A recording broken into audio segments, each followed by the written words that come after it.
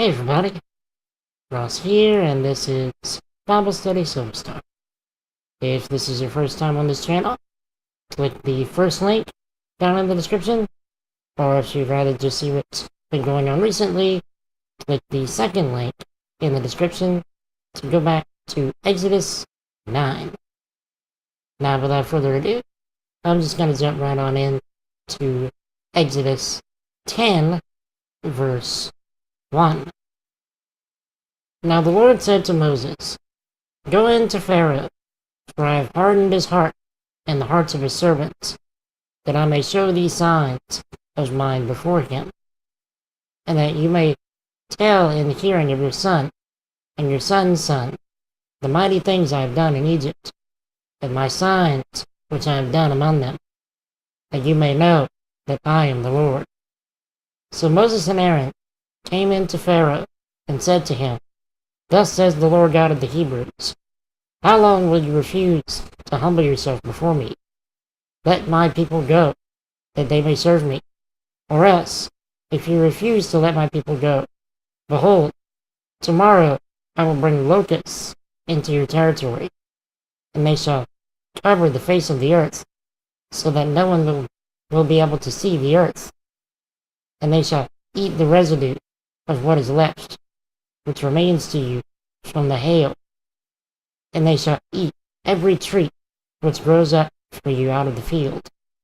They shall fill your houses, the houses of all your servants, and the houses of all the Egyptians, which neither your fathers nor your fathers' fathers have seen, since the day that they were on the earth, to this day."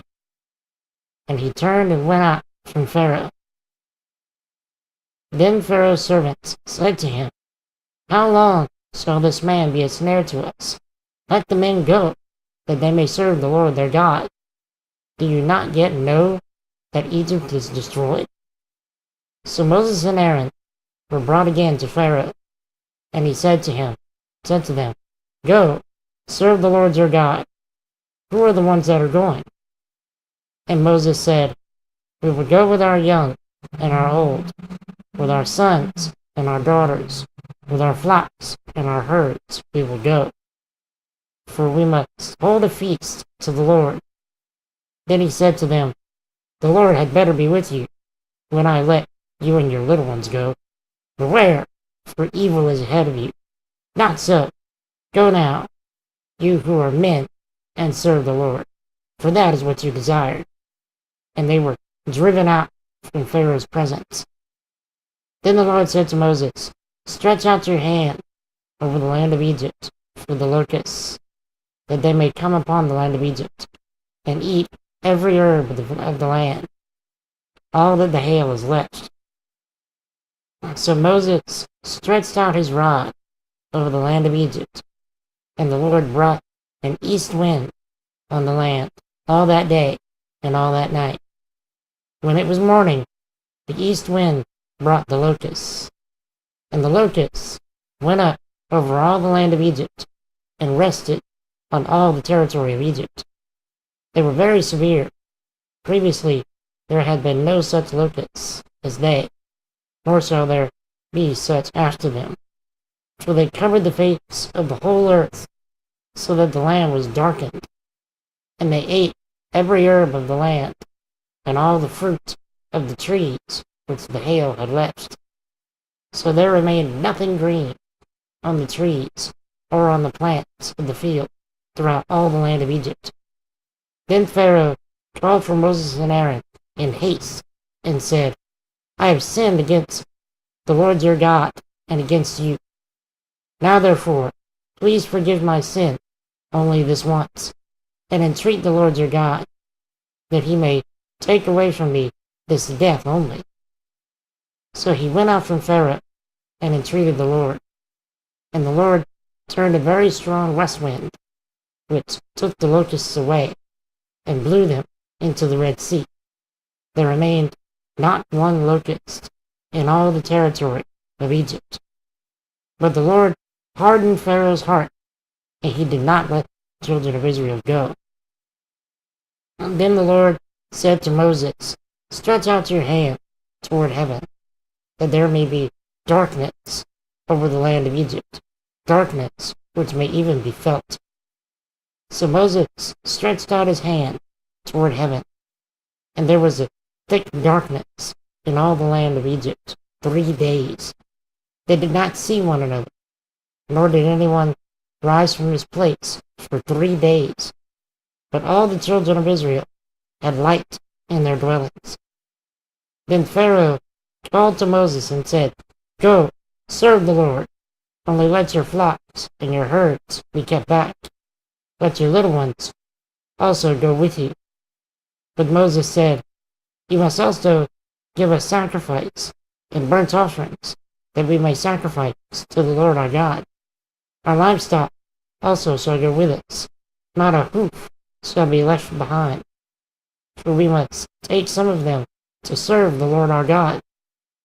And even we do not know with what we must serve the Lord until we arrive there." But the Lord hardened Pharaoh's heart, and he would not let them go. Then Pharaoh said to him, "Get away from me! Take heed to yourself, and see my face no more. For in the day you see my face, you shall die." So Moses said, "You have spoken well. I will never see your face again." Alright, the chapter begins with God sending Moses and Aaron to Pharaoh yet again, but warning them that he had hardened Pharaoh's heart. As always, God is doing everything this way, so no one will doubt that he is God. But we also see another reason this time. According to the MacArthur Bible Commentary, quote, "The release from Egypt, accompanied by these great acts of God, was designed to become an important and indelible part in recounting the history of Israel to succeeding generations. It would tell just who their God was and what he had done." End quote. Now, after Moses and Aaron warn of the plague of locusts, Pharaoh's servants plead with him to just let the people go, because there's not much left for God to destroy. Pharaoh finally seems to relent and asks Moses and Aaron who will be going with them. When Moses says that everyone, including their flocks and herds, will be going, Pharaoh freaks out and says, "The Lord had better be with you when I let your little ones go." Now, Pharaoh had no idea how right he was. Now, when the locusts destroy everything, as God had said, Pharaoh acts humbled again, but pulls out of the deal when God hardens his heart. According to BibleStudyTools.com, quote, "The species of insect," talking about the locusts, "resembles a large, spotted, red and black, double-winged grasshopper, about 3 inches or less in length, with 2 hind legs working like hinged springs of immense strength and elasticity." End quote. Now, according to the MacArthur Bible Commentary, quote, "Locust invasions were feared in Egypt, to the point that the farmers often prayed to the locust god to ensure the safety of their crops. The humiliation of their god was total." End quote. According to the Calvary Chapel of Philadelphia, Nepri was the Egyptian god of grain. Imhotep was the goddess of the crops, and Anubis was the jackal-headed guardian of the fields. None of them stood a chance against God. Next, God sends the plague of darkness. Verse 21 says that the darkness would be so thick that it could be felt. It was so dark, in fact, that no one even got out of their bed for 3 days, or left their house for 3 days, because they couldn't see anything. Again, God is attacking one of the gods of Egypt here, this time the sun.